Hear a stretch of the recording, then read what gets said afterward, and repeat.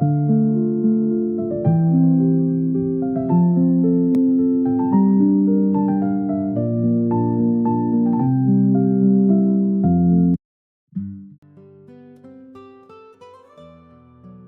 meu irmão, olá, minha irmã, seja muito bem-vindo à Leitura Viva, leitura orante da Palavra. Hoje é quinta-feira, dia 12 de março de 2026, terceira semana da Quaresma. Em nome do Pai, do Filho e do Espírito Santo. Amém. Mestre da paz, que tocais nossa realidade com vosso dedo libertador, abri nossos ouvidos para que a vossa voz não seja apenas um som distante, mas uma força que move nossos pés em direção ao próximo. Que o silêncio imposto pelas injustiças seja quebrado pela nossa coragem de anunciar o vosso reinado. Amém.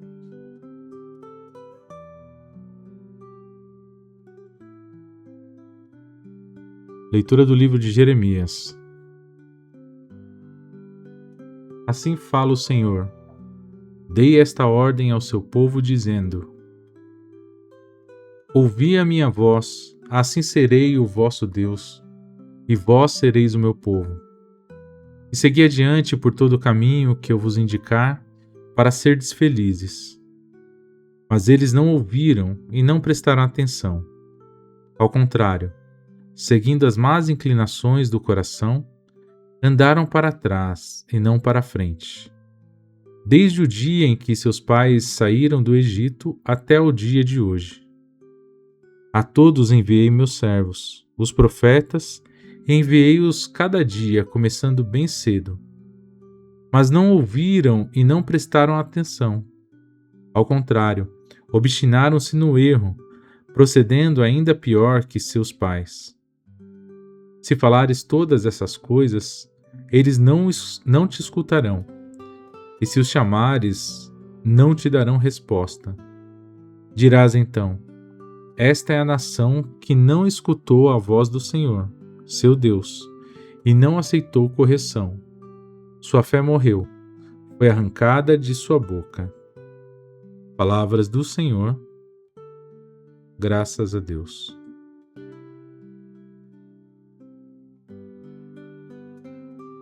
Salmo responsorial. Oxalá ouvisseis hoje a sua voz, não fechei os vossos corações. Oxalá ouvisseis hoje a sua voz, não fecheis os vossos corações. Vinde, exultemos de alegria no Senhor, aclamemos o rochedo que nos salva. Ao seu encontro caminhemos com louvores, e com cantos de alegrias os celebremos. Vinde, adoremos e prostremo-nos por terra, e ajoelhemos ante o Deus que nos criou, porque Ele é o nosso Deus, nosso pastor, e nós somos o seu povo e seu rebanho, as ovelhas que conduz com sua mão. Oxalá ouvisseis hoje a sua voz, não fechei os vossos corações, como em Meriba, como em Massa, no deserto, aquele dia em que outrora vossos pais me provocaram, apesar de terem visto as minhas obras. Oxalá ouvisseis hoje a sua voz, não fechei os vossos corações.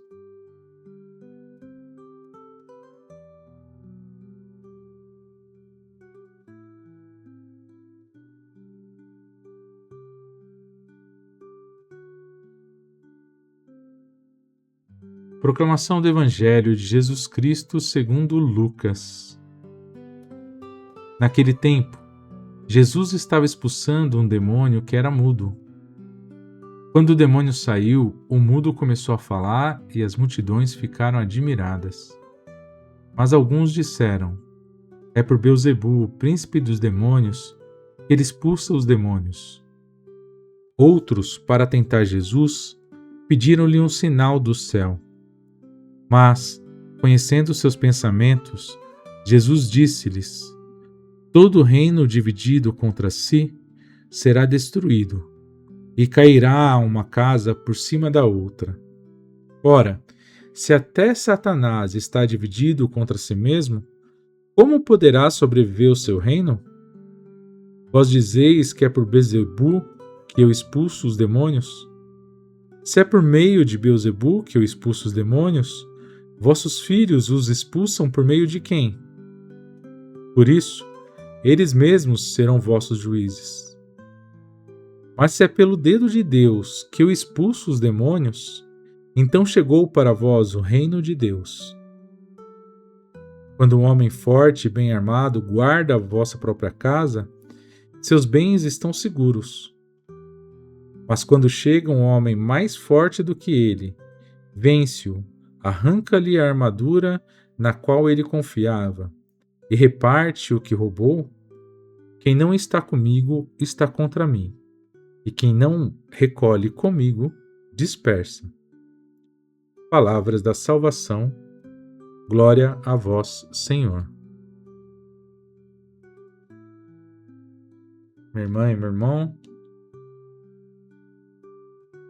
que palavras boas para uma reflexão, não é mesmo? Começando pela primeira leitura, o profeta Jeremias está ali no ano 609 a.C., mais ou menos. Imagina vocês, 600 anos quase antes de Jesus nascer. No momento que o seu reino está em profunda crise. Ele é do reino de Judá. E o povo e as lideranças políticas desse reino de Judá, nesse momento, haviam caído no que se chama ideologia do templo. Eles acreditavam que, pelo simples fato de possuírem o templo de Jerusalém, Deus estaria obrigado a protegê-los, independentemente de como tratassem os pobres, os órfãos, as viúvas. E o profeta Jeremias denunciava que a aliança com Deus não se trata de um contrato, de uma proteção mágica, mas de uma relação de escuta. Shema no hebraico quer dizer que escutar é obedecer a Deus. É a mesma raiz. Então o profeta Jeremias diz que eles andaram para trás. Isso significa justamente que eles não obedeceram a Deus, não escutaram a Deus. Então essa regressão, esse voltar para trás e não para frente, como ele fala na primeira leitura, quer dizer que eles voltaram a praticar as injustiças nas quais o Egito era símbolo, nas quais eles aprenderam no Egito quando eram escravizados. A fé se tornou muda, se tornou morta, porque ela foi arrancada da prática da justiça. E o que o Evangelho tem a ver com isso? Quais as relações que nós possamos tratar com a leitura de hoje que Jesus nos traz? No tempo de Jesus, 600 anos depois, portanto, de Jeremias, 600 e poucos anos, o povo vivia sob a opressão do Império Romano e sob a exclusão imposta por uma interpretação totalmente rígida da lei, feita pelos fariseus, principalmente, mas também pelos saduceus. E essa interpretação rígida da lei, ela marginalizava todos aqueles que eram excluídos, doentes, e aqueles que são chamados possuídos pelos demônios. Beelzebu é um termo que vem do filisteu, que é um povo vizinho, e quer dizer senhor das moscas. É, na verdade, uma zombaria judaica para um deus estrangeiro, que passou a designar chefe dos demônios. Portanto, ao acusarem Jesus de agir por Beelzebu, essas elites religiosas elas estão tentando deslegitimar Jesus. Estão tentando rir de Jesus, zombar de Jesus. Porque ele fala que ele é filho de Deus. Estão dizendo de que Deus? O Deus das moscas? É isso que diz que quando eles dizem no Evangelho que Jesus expulsa demônios por Beelzebu, é justamente isso que eles querem dizer. Mas eles não têm como negar que as curas de Jesus, elas são efetivas. Jesus cura e Jesus liberta. Então eles ficam tentando derrubar Jesus, caçoando dele e falando dele para o povo. Contudo, quando Jesus fala sobre o dedo de Deus, ele está fazendo uma alusão direta ao Êxodo, que foi quando as pragas atingiram o Egito. Lembra daquela história das pragas? Então, os magos do faraó, naquele momento, reconheceram: isso é o dedo de Deus, quando as pragas atingiram o povo do Egito. E ao usar essa expressão, Jesus está dizendo: o novo êxodo começou. Ele é o libertador, portanto, que enfrenta o homem forte, tanto o Império Romano quanto os saduceus e os fariseus. Ele não teme a eles, apesar de todo o poder deles ser muito superior a qualquer poder que o povo de Jesus pudesse reunir naquele momento. E Jesus enfrenta, não batendo de frente a esse sistema, mas denunciando aquilo que causa opressão, aquilo que causa exclusão. Jesus denuncia sem medo. Ele é um novo profeta. E o último grande profeta, o próprio Deus, Filho de Deus. E Jesus faz a sua pregação do reino de Deus, que é o reino onde o próprio povo vai conseguir se libertar de toda a opressão possível, de toda a exclusão possível. A libertação integral de Jesus. O demônio mudo que aparece aqui no Evangelho, ele não é apenas um demônio particular que possuiu uma pessoa particular.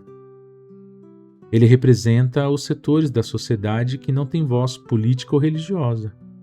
Esse demônio mudo estava, na verdade, possuindo a todos de Jerusalém e a todo o povo de Deus. Mas Jesus, ao anunciar o reino de Deus, ele quebra todo o silêncio possível, denunciando as injustiças, denunciando as exclusões, denunciando as opressões cometidas tanto por Império Romano quanto pelos saduceus e os fariseus, os religiosos poderosos da época. A unidade que Jesus pede, portanto, é uma unidade onde todas as pessoas que recolhem, se ajuntam em favor da vida contra a dispersão, causada pelo egoísmo, pela exploração, pela mudez.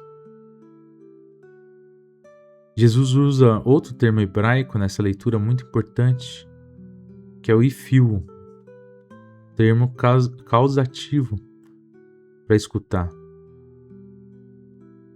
Então, Jesus retomando a Shema Israel, escuta Israel, agora ele transforma isso a uma escuta ativa, ifiu.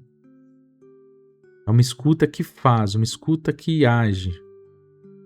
Então ele sugere que Deus não apenas quer que ouçamos, mas que a gente permita que a voz de Deus cause uma mudança de direção, uma mudança do nosso coração. Minha irmã e meu irmão, essa quaresma é um tempo que nós possamos reverter, nós possamos nos converter o nosso coração e ele não ande para trás, e sim siga em frente, sentido a Deus, sentido a construção do reino de Deus, sentido a Jesus. E é isso que esse evangelho de hoje nos pede, em consonância, em associação aí à primeira leitura. O Papa Francisco, no documento chamado Evangelii Gaudium, número 180 e lá no número 177 também, ele diz o seguinte: a leitura dos evangelhos revela-nos que Jesus não nos convida apenas a ter uma relação pessoal com Deus, mas quer que o seu reino esteja presente no mundo. O anúncio do reino de Deus tem uma dimensão social. No próprio coração do Evangelho aparecem a vida comunitária e o compromisso com os outros. Portanto, nós precisamos fazer uma experiência pessoal do sagrado, nós precisamos ter uma espiritualidade pessoal, uma intimidade com Deus, mas não podemos ficar apenas nisso, meu irmão e minha irmã. Comungar não é isso. Quando nós comungamos a Santa Eucaristia, isso quer dizer que, alimentando-nos do corpo e sangue de Jesus Cristo, nós estamos em comunhão com todas as pessoas que ali estão. Não existe fé cristã que seja fé apenas da pessoa com Deus. Ela sempre passa por aqueles e aquelas com quem convive, por sua comunidade, com os outros. Portanto, lendo hoje a liturgia a partir desse evangelho, nós podemos nos perguntar: em quais momentos do nosso cotidiano que nós nos comportamos como a nação que não escuta e preferimos nossas opiniões, que apenas confirmam aquilo que nós queremos, em vez dos apelos daquelas pessoas que estão sofrendo por diversos motivos? Quais são os demônios mudos da nossa sociedade atual que precisam ser expulsos pelo dedo de Deus através da nossa ação social? De que forma que a minha espiritualidade, a minha santa comunhão com Deus a partir da Eucaristia, a partir das minhas orações pessoais, elas podem me impulsionar a construir verdadeiramente o reino de Deus na sociedade que nós estamos?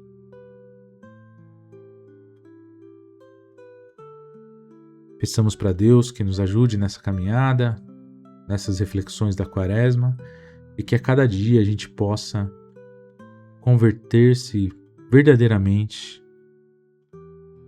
a escutar a Deus, uma escuta ativa que nos faz agir em nome de Deus e por Deus, para que Deus apareça e para que seu reino seja construído, e não a satisfação das nossas vontades egoístas. Ó Pai de bondade, que vosso Espírito nos dê a lucidez para discernir os sinais do vosso reino.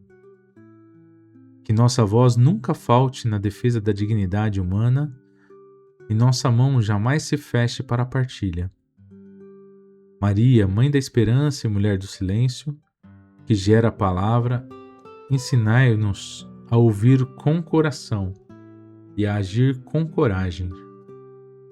Amém.